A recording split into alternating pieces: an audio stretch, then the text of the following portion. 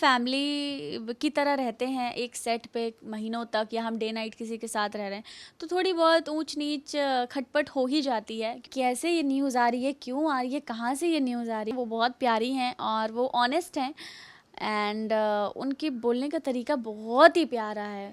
सो काफ़ी इमोशनल थी आपने केक कटिंग के टाइम। क्या कहना चाहेंगी? क्या चल रहा है इन दिनों? एंड सेट को कितना मिस कर रही हैं आप? आप सभी लोग जानते ही हैं कि 3 साल मैंने किया है नथ, 1000 एपिसोड हमने पूरे किए हैं साथ में। एंड 3 साल से मैं वहीं रह रही हूँ, और मैं घर पे भी बहुत कम रहती हूँ, सिर्फ सोने आते हैं हम आर्टिस्ट और फिर चले जाते हैं वापस अपने काम पे। तो वहीं पे रहना, डे नाइट शूट करना 3 साल तक, तो वो मेरा एक घर था। ये मेरा सेकंड होम था। मेरा घर मेरा सेकंड होम था, वो मेरा फर्स्ट होम था जहाँ मैं बहुत ज़्यादा टाइम स्पेंड करती थी शूट पे। सो ऑफ कोर्स याद आती है, हम मिस करते हैं, लेकिन लाइफ है, हमें आगे बढ़ना होता है ज़िंदगी में, और कोई चीज़ शुरू होती है तो उसका कभी ना कभी अंत लिखा होता है। और अंत ही आरंभ है, तो उस अंत के बाद कुछ नई चीज़ हमारे जीवन में शुरू होती है, नया काम हमें मिलता है, हमारे नए रास्ते खुलते हैं, और फिर हम उन रास्तों पे ज़िंदगी के नए सफ़र पे चले जाते हैं। सो नथ का मेरा सफ़र जितना लिखा था उतना ही था, बट बहुत लंबा और बहुत अच्छा सफ़र था, क्योंकि 3 साल का सफ़र, 1000 एपिसोड पूरे करने का सफ़र इतना आसान नहीं होता। और अब देखते हैं क्या होता है आगे। जब आपको पता चला था चाहत कि हाँ अब इस शो में कुछ चेंजेस आने वाले एंड आप उसकी पार्ट नहीं रहेंगी, बुरा लगा था आपको? क्योंकि 1000 एपिसोड करना ये अपने में ही एक बहुत बड़ी बात होती है। क्योंकि आज के दिनों की अगर बात करें तो इतना शोज़ नहीं चलते, हार्डली 2 महीने 3 महीने चलते। करेक्ट। जब मुझे पता चला था कि अब नई पीढ़ी आएगी और अब नए लोग आएंगे, नया परिवार, तो थोड़ा लगा था कि हाँ यार, मैं बहुत मिस करूँगी, लेकिन मुझे लगता है मैंने अपनी यात्रा नथ में पूरी की है, और अब नए लोगों को भी मौका देना चाहिए, नई फैमिली को, और हमारे दर्शकों को भी कुछ नया देखने मिलना चाहिए, नए किरदार, नई कहानी, सब कुछ अब बदलाव होना चाहिए। सो जो हमारी नई कहानी थी वो बहुत अच्छी, बहुत खूबसूरत थी। कृष्णा की बेटियां बड़ी हो गई हैं, बेटी बड़ी हो गई है गोपी, एंड बेटा शिव, तो अब उनके ऊपर कहानी चल रही है, बहुत प्यारी कहानी है। सो अच्छी बात है, नए लोगों को मौका मिला है काम करने का, और दर्शकों का प्यार अभी भी मिल रहा है। जितना प्यार उन्होंने मुझे दिया उतना ही प्यार उन लोगों को भी मिल रहा है। So I am very happy. And नथ का सफ़र मेरा बहुत खूबसूरत और बहुत अच्छा रहा, हमेशा नथ मेरे दिल के करीब रहेगा। चाहत, हमने हमेशा आपको देखा है स्क्रीन पर कि आप कभी हंसती हो, कभी गुस्सा होती हो, हर आपके सीन देखे, बट एक्चुअली में चाहत कैसी है? क्या चाहत को सच में इतना गुस्सा आता है? क्योंकि चाहत जब बोलती है ना तो इतनी मिठास होती है बातों में कि मतलब मैं तो कभी मतलब इमेजिन भी नहीं कर सकती कि आपको गुस्सा आता भी है। नहीं, नहीं, मुझे गुस्सा आता है, कभी-कभी आता है। जो मेरे लोग बहुत करीब हैं, जो मेरे क्लोज़ फ्रेंड्स हैं या मेरी फैमिली है, सिर्फ़ उनको ही पता है कि मुझे गुस्सा आता है। कभी-कभी आता है, लेकिन आता ज़रूर। ऑफ़ कोर्स मैं भी एक इंसान हूँ, और हर इंसान के अंदर एक हर भावना होती है, प्रेम की होती है, गुस्से की होती है, कभी-कभी मैं इरिटेट हो जाती हूँ, कभी-कभी थक जाती हूँ। सो ये एक ह्यूमन नेचर है, गुस्सा करना, रोना, हँसना, डांस करना। तो ऐसा है, पर यस, मैं कोशिश करती हूँ कि मैं गुस्सा ना करूँ, और मैं अपने आप को ट्राई करती हूँ कि मैं जितने आराम से, शांति से मैं काम और बात अपनी कर सकती हूँ, उतनी शांति से मैं बात करूँ। लेकिन गुस्से भी बहुत वो होता है ना कि कोई गुस्सा होता है तोड़ने फोड़ने वाला, कोई होता है खुद को नुकसान करने वाला। चाहत का गुस्सा किस तरह का है? नहीं, तोड़ने फोड़ने वाला गुस्सा भी नहीं है, खुद को नुकसान पहुँचाने वाला गुस्सा भी नहीं है। मैं आवाज़ मेरी तेज़ हो जाती है। मेरा स्वर जो है बढ़ जाता है थोड़ा, तो फिर बात गड़बड़ हो जाती है थोड़ी। घर पे इन दिनों कैसा टाइम बीत रहा है आपका? क्योंकि एक बार होता है ना, आपको 12 घंटे 14 घंटे काम करने की आदत पड़ जाती है ना, तो घर पे दिल नहीं लगता है। एक्चुअली मतलब इतना शूट करना और फिर अचानक छुट्टियां शुरू हो गई आपकी। सो आप इन्जॉय भी करते हो और आप मिस भी करते हो। सो जो मैं सो नहीं पाती थी, मुझे टाइम नहीं मिलता था सोने का, रेस्ट करने का, घूमने का, मम्मी के साथ टाइम स्पेंड करने का, फ्रेंड्स के साथ टाइम स्पेंड करने का, और बहुत सारी चीज़ें, वो सारी अभी मैं कर रही हूँ। मैं आराम कर रही हूँ, कोई अलार्म नहीं है, और जब मर्ज़ी होती है तब मैं सोती हूँ, जब मन करता है तब मैं उठती हूँ। सो रेस्ट कर रही हूँ और इन्जॉय कर रही हूँ शांति से अपना ये ब्रेक वाला जो टाइम है मेरा नथ के बाद का, तो फुल रेस्ट कर रही हूँ, फुल आराम कर रही हूँ मैं। खाने के मामले में कैसी हैं आप? मतलब कुकिंग भी आती है या फिर मतलब खाने में एक होता है ना चटोरे लोग होते हैं वैसा, या फिर आप कुछ अच्छे डिशेस भी बना सकते हो? नहीं, मैं तो बहुत चटोरी हूँ और मैं बहुत फूडी हूँ। मुझे अच्छा अच्छा खाना खाना बहुत पसंद है, नई नई डिशेस। जितना मुझे खाना खाना पसंद है उतना ही खाना बनाना भी पसंद है। सो मुझे बहुत अच्छा लगता है मैं खाना बनाऊं और लोगों को खिलाऊं, अपने हाथों से बनाऊं और उन्हें सर्व करूं।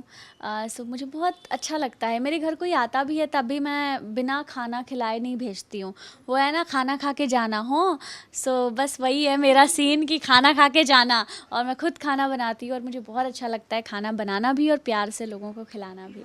लेकिन जब चाहत इतना मेहनत करके कोई खाना बनाता है, लेकिन उसके बाद भी अगर सामने किसी ने उस खाने में नुक्स निकाल दिया, मुझे तो बहुत गुस्सा आता है, मैं अपना बता रही हूँ। आपका क्या सीन होता है?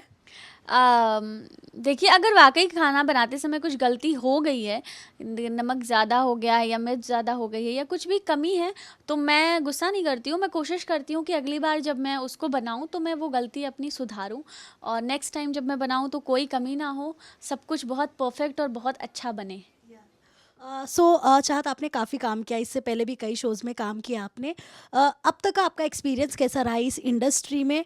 एंड क्या कभी ऐसा हुआ कि आप किसी सेट पर अनकंफर्टेबल हुए हो, किसी की बात बुरी लगी हो, एंड क्या आपने आपके लिए स्टैंड लिया हो? देखिए, जितने भी शोज़ मैंने किए हैं, सबसे कुछ ना कुछ मैंने सीखा है। एज़ एन एक्टर मैं ग्रो हुई हूँ। धीरे-धीरे काम सीखा है, और चीज़ों को समझना सीखा है, सेट पे कैसे रहना है वो सीखा है, एक्टिंग सीखी है। और हो जाता है जब हम फैमिली की तरह रहते हैं एक सेट पे महीनों तक, या हम डे नाइट किसी के साथ रह रहे हैं, तो थोड़ी बहुत ऊंच-नीच खटपट हो ही जाती है, क्योंकि हम एक फैमिली की तरह होते हैं। तो ऑफ कोर्स मुझे बुरा लग जाता था कभी-कभी किसी-किसी की बात, पर कोई बात नहीं, मैं खुद को समझा लेती थी, इट्स ओके, शायद मेरी ही गलती थी, मुझे ध्यान रखना है, नेक्स्ट टाइम से ऐसा बोलना नहीं है, या नेक्स्ट टाइम से मुझे एक्सपेक्टेशन नहीं रखनी है, उम्मीद नहीं रखनी है कि किसी की वजह से मैं दुखी हो जाऊँ।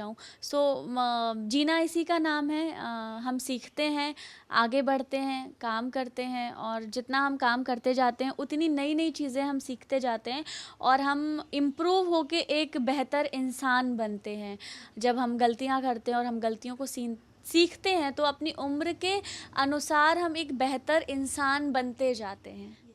मैंने अक्सर देखा है, सेट पर भी देखा है चाहत आपको, आपको अगर कोई चीज़ दी जाए ना, आप उसकी रिस्पॉन्सिबिलिटी बहुत अच्छी तरह निभाते हो। आइदर मैंने वो स्क्रिप्ट का देखा है, आपने अगर स्क्रिप्ट भी आपको मिला है तो वो मतलब वो चीज़ें रटते रहना कि आपसे कोई गलती ना हो जाए, आपकी वजह से किसी को ज़्यादा मेहनत ना करनी पड़े टेक्स में। बट आपको कब समझ में आया था कि हाँ यार, मेरी रिस्पॉन्सिबिलिटी बहुत ज़्यादा है, खुद को लेकर, फैमिली को लेकर? कब आप समझे थे कि हाँ, मुझे बहुत लंबा घोड़ा बनना है, मतलब लंबे रेस का घोड़ा बनना है? एक्चुअली मैं जब बॉम्बे आई थी तभी मेरा था शुरू से ही कि मुझे हीरोइन बनना है, मुझे लीड करना है, मुझे टीवी सीरियल करना है और मुझे लीड करना है, मुझे हीरोइन बनना है। तो ये सपना मेरा हमेशा से था, और ऊपर वाले ने ये सपना पूरा भी किया। और रही बात घर की ज़िम्मेदारियों की, तो ऑफ़ कोर्स मैं बहुत लोअर मिडिल क्लास फैमिली से बिलोंग करती हूँ। जब मैं बॉम्बे आई थी तब हमारे पास बहुत ज़्यादा पैसे नहीं हुआ करते थे, तो एक ज़िम्मेदारी बचपन से ही, शुरू से ही मेरे ऊपर थी, पैसों को लेके, काम को लेके, परिवार को लेके। और मैंने कोशिश की है कि मैं उस ज़िम्मेदारी को जितना बखूबी अपनी तरफ से निभा सकती हूँ मैं निभाऊँ, और मैं मेरी मम्मी का ध्यान रखूँ, मैं मेरी फैमिली का ध्यान रखूँ फाइनेंशियली भी, और बॉम्बे में भी मैं सब कुछ मैनेज करूँ अकेले, क्योंकि कोई गॉडफादर तो था नहीं मेरा। यहाँ पे मैंने जो किया है अकेले किया है, और ऊपर वाले ने बहुत साथ दिया मेरा। सो ज़िम्मेदारी शुरू से ही थी, और मैं उन ज़िम्मेदारियों को पूरा कर पाई, ये बहुत बड़ी बात है। सो उसके लिए ऊपर वाले का बहुत बहुत धन्यवाद। हम एक्चुअली यूपी से भी हम बिलोंग करते हैं, तो कई हमारे यहाँ होता है ना ऐसे कि हाँ लड़की को हीरोइन बनना है तो ये बहुत बड़ी बात हो जाती है। सो इसमें हमारे पेरेंट्स की बहुत ज़्यादा हमें नीड होती है कि हाँ उनका हमें सहारा मिले। आपके मम्मी ने आपको कितना सपोर्ट किया है? बिकॉज हीरोइन बनना मतलब एक तो गॉड फादर नहीं होता ना, तो एक बहुत बड़ी बात हो जाती है कि कैसे जाना है, क्या करना है, बहुत सारी चीज़ें होती है। मम्मी ने कितना सपोर्ट किया आपका? मम्मी ने बहुत सपोर्ट किया। इनफैक्ट मम्मी ही वो कहती थी कि तुम्हें ना टीवी पे काम करना चाहिए और तुम्हारे अंदर वो क्वालिटी है कि तुम टीवी पे काम कर सकती हो और तुम बॉम्बे जाओ। और मैं मम्मी के साथ ही आई थी बॉम्बे, तो मुझे मेरी मम्मी का फुल सपोर्ट मिला है हमेशा से। और ये उन मुझसे ज़्यादा ये उनका सपना था कि मैं टीवी पे आऊँ, मैं बड़े पर्दे पर आऊँ और मेरी मम्मी घर पे बैठी हूँ, सब्ज़ी काट रही हूँ या घर का कुछ काम कर रही हूँ और टीवी पे मेरा सीरियल चल रहा हो। ये मेरी मम्मी हमेशा मुझे बोलती थी कि जैसे हम बाकी लोगों को टीवी पे देखते हैं ऐसे हम तुम्हें भी देखना चाहते हैं। तो मम्मी का पूरा सपोर्ट था। मम्मी के सपोर्ट से ही, उनके साथ ही मैं बॉम्बे आई और फिर मेरा सफ़र शुरू हुआ। जब पहली बार मम्मी ने आपको स्क्रीन पर देखा था, फीडबैक क्या मिला था आपको?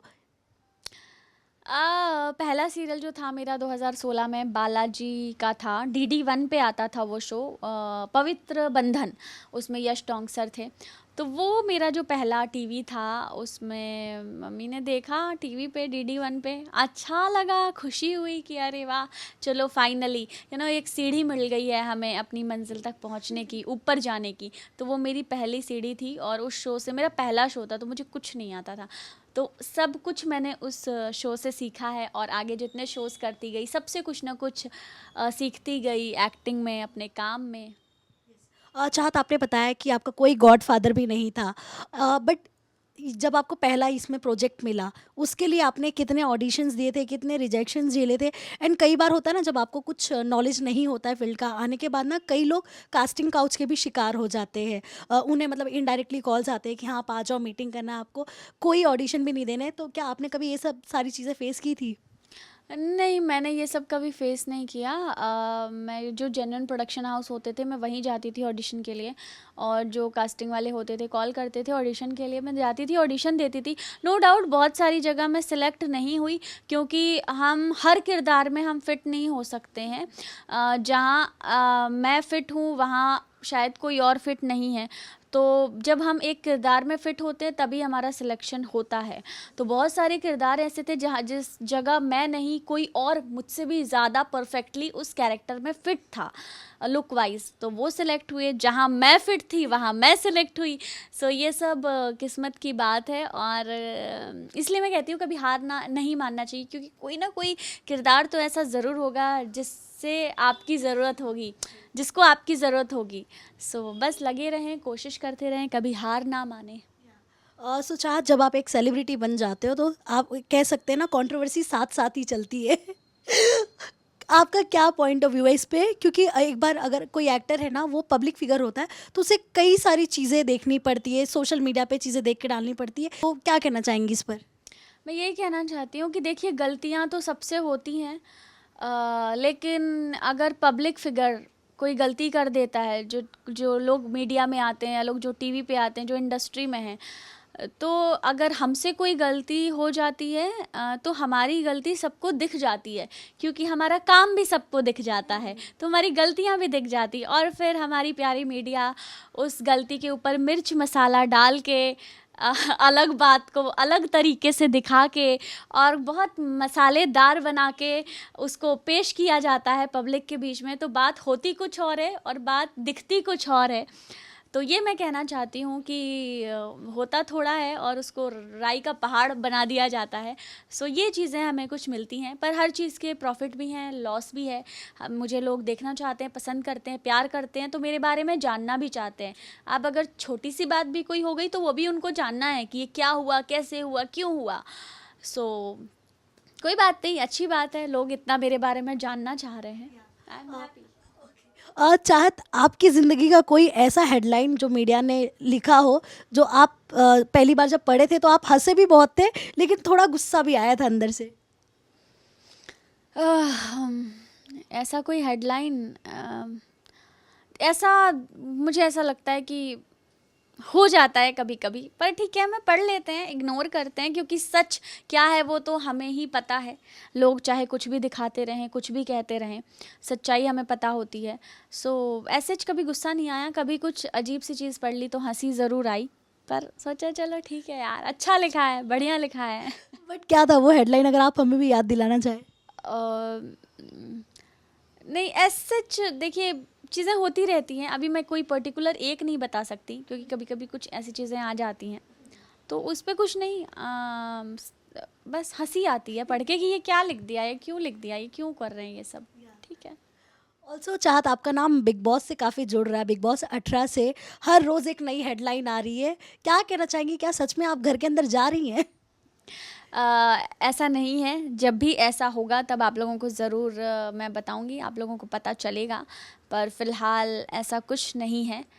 यही कहना चाहती हूँ, और पता नहीं ये कैसे ये न्यूज़ आ रही है, क्यों आ रही है, कहाँ से ये न्यूज़ आ रही है, आप लोग ही ला रहे हैं ये न्यूज़। बट चाहत बिग बॉस मटेरियल है या नहीं? बिकॉज जो चीज़ें उसमें होती है, खाना बनाना, टॉयलेट क्लीन करना, बहुत सारे झगड़े करना, अपने लिए खुद के लिए स्टैंड लेना, चाहत कर सकती हैं ये सब? हाँ बिल्कुल, मुझे लगता है कि मैं अपने लिए स्टैंड लेती हूँ, हमेशा मैंने लिया है, और मैं बहुत स्ट्रॉन्ग हूँ, स्ट्रॉन्ग होना बहुत ज़रूरी है। सो अगर मैं कभी बिग बॉस जैसे किसी शो का हिस्सा बनती हूँ, सो ज़रूर मुझे लगता है कि मैं वो डिज़र्व करती हूँ और मैं उस काबिल हूँ। जिस तरह से नोक झोंक बहुत सारी चीज़ें करनी है, वो सब के लिए भी आप रेडी रहेंगी अगर जब भी आप जाएंगी शो में? हाँ जी, मुझे कभी जाने का मौका मिला तो ज़रूर, मुझे लगता है कि मुझे चीज़ों को सँभालना आता है, और मुझे पता है कि कब क्या बोलना है, कब क्या नहीं बोलना है। सो ऐसे ही कंटेस्टेंट की ज़रूरत पड़ती है उन लोगों को। सो मुझे लगता है कि मैं बहुत स्मार्टली चीज़ें हैंडल कर सकती हूँ। अब तक का आपका फेवरेट सीज़न कौन सा रहा है? अब तक का फेवरेट, मैंने जो थ्रू आउट, कोई भी सीज़न मैंने पूरा एपिसोड 1 से लेके एपिसोड लास्ट एपिसोड तक मैंने कोई सीज़न फॉलो नहीं किया, क्योंकि मैं नहीं कर पाई, मैं शूट में बिज़ी थी, कुछ काम चल रहा है।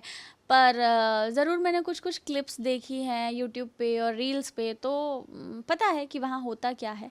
एंड सीज़न की बात करें तो मैंने कुछ एपिसोड्स जो देखे थे, वो शिल्पा शिंदे वाले सीज़न के थे, वो सीज़न मुझे बड़ा अच्छा लगा था, क्योंकि उसमें हर एक इंसान, हर लोग के अंदर कुछ अलग, कुछ नई बात थी, और हर कोई वहाँ एक कैरेक्टर था। तो वो सीज़न मुझे अच्छा लगा था। शिल्पा शिंदे का आपने नाम लिया, चाहत कैसी लगती हैं आपको शिल्पा? क्योंकि उनको लेकर ना सबका अलग अलग ही एक थॉट प्रोसेस होता है, या सोच कह सकते हैं हम।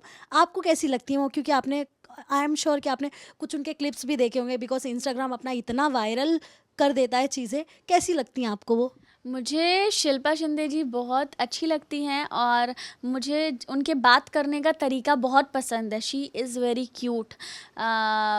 जब भी मैं उनसे मिलूँगी तो ये बात ज़रूर बोलूँगी, अगर मुझे उनसे कभी मिलने का मौका मिला तो, कि वो बहुत क्यूट हैं, वो बहुत प्यारी हैं, और वो ऑनेस्ट हैं। एंड उनके बोलने का तरीका बहुत ही प्यारा है। आगे क्या पाइपलाइन में है चाहत? क्या कोई चीज़ें आपने ऑलरेडी साइन की हैं, या किसी वेब सीरीज़ में आप आने वाली हैं? क्योंकि इतना ब्रेक ले रही हैं आप, मुझे लगता है कुछ बड़ा ही धमाका करने वाली हैं। देखते हैं अब क्या होता है। नथ के बाद अब क्या, कौन सा नया सफ़र शुरू होता है मेरा। लेकिन जो भी होगा आप लोगों को पता चल ही जाएगा। सो और जहाँ भी मैं आऊँगी मैं दिख जाऊँगी। कितना इंतज़ार करना पड़ेगा हमें, बाय द वे? जितना ऊपर वाला करवाए, बस मैं वेट कर रही हूँ कि अब कोई अच्छा सा प्रोजेक्ट आए जो मैं करूँ, एंड सब अच्छा हो। जितना प्यार मुझे पिछले किरदार में मिला है, पिछले शो में मिला है, उतना ही प्यार मुझे हमेशा मिले मेरे दर्शकों का। लास्टली आपके फैंस के लिए क्या मैसेज देना चाहेंगी आप, एंड क्या सरप्राइज़ देंगी आप उन्हें? देखिए, सरप्राइज़ तो मैंने अभी बता दिया, तो वो सरप्राइज़ रह नहीं जाएगा। तो सरप्राइज़ के लिए चुप रहना पड़ता है, वो हमें डायरेक्ट सरप्राइज़ देना पड़ता है। तो सरप्राइज़ तो आप लोगों को मिलेगा, तभी वो सरप्राइज़ होगा। मैं बता दूँगी तो वो सरप्राइज़ बचेगा नहीं। सो मैं ये कहना चाहती हूँ कि मैं जो भी करूँ, मैं जो भी काम करती हूँ, उसमें आप लोग मेरा साथ दीजिए, मुझे सपोर्ट कीजिए, और जितना प्यार अब तक आप लोग मुझे देते आए हैं, उतना ही प्यार दीजिए, उससे ज़्यादा प्यार दीजिए, और बस प्यार देते रहिए और सपोर्ट करते रहिए मुझे।